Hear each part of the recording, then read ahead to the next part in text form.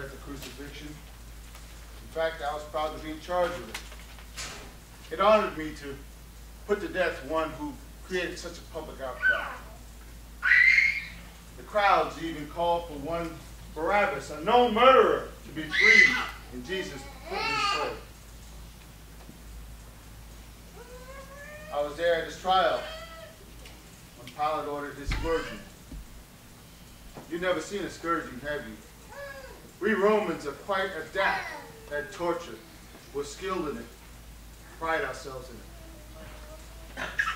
We use the cat o' nine tails, which is strips of leather attached to a small wooden handle with sharp bits of bone and metal on the tips.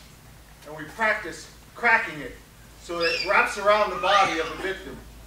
And when we pull it back, it distorts, tears, and mutilates the flesh.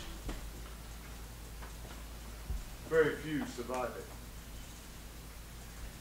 He was weak now. Yet, we Romans still thought it was good to amuse ourselves and mock him. After all, he called himself the King of the Jews. One of us found a scarlet robe and threw it over his shoulders. It soaked into his oozing wounds. Another grabbed a reed, and we gave it to him as a scepter. And yet another made a crown and fashioned it out of thorns. We took the reed from his hand and beat the crown into his head, the thorns sinking deeply into his brow.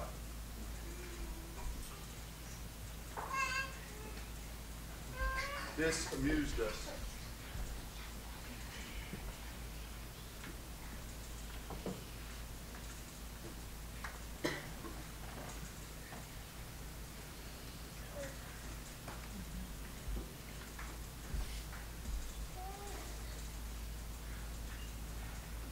We took the robe off of his back and made him carry his cross up to Golgotha.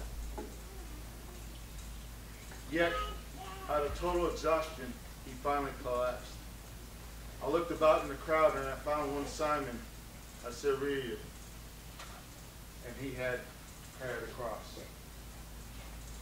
Once upon the hill, Calvary, a place of the skull, I ordered him to be laid down upon the cross and nails to be driven into his hands and his feet. We raised his cross on high, and as it fell into the ground, it made a loud thud, shook his body, and the nails broke open gaping wounds into his hands and feet.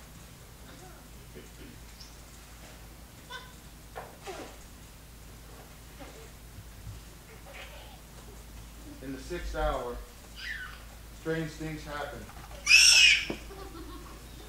Though the sky was clear, there was darkness that fell upon us. We lit torches so that we can see his suffering. I'm a military man. I've been around a long time. I've seen much suffering, but never have I seen the suffering of a man such as this.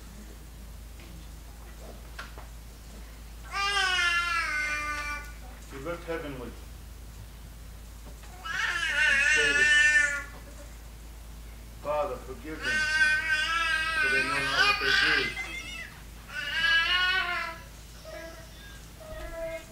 do. Yet, as I watched this suffering, I watched him raise himself ever so slightly, breathe, a simple breath that we take for granted.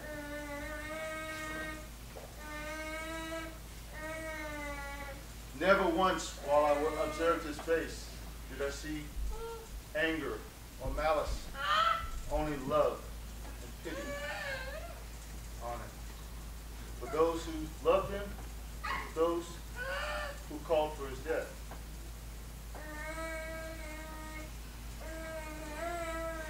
Even for me, who caused his death.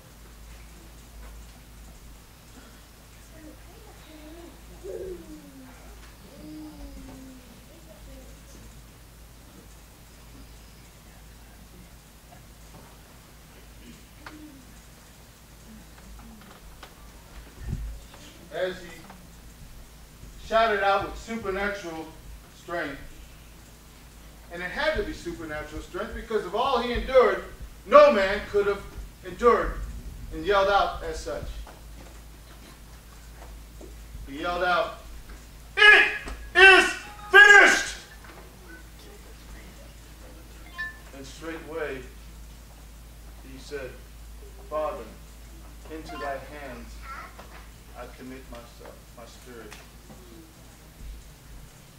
Straightway he died.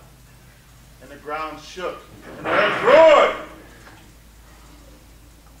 He died. Surely, this was no mere man. I've never seen a man die in such a manner. Surely, he is the Son of God.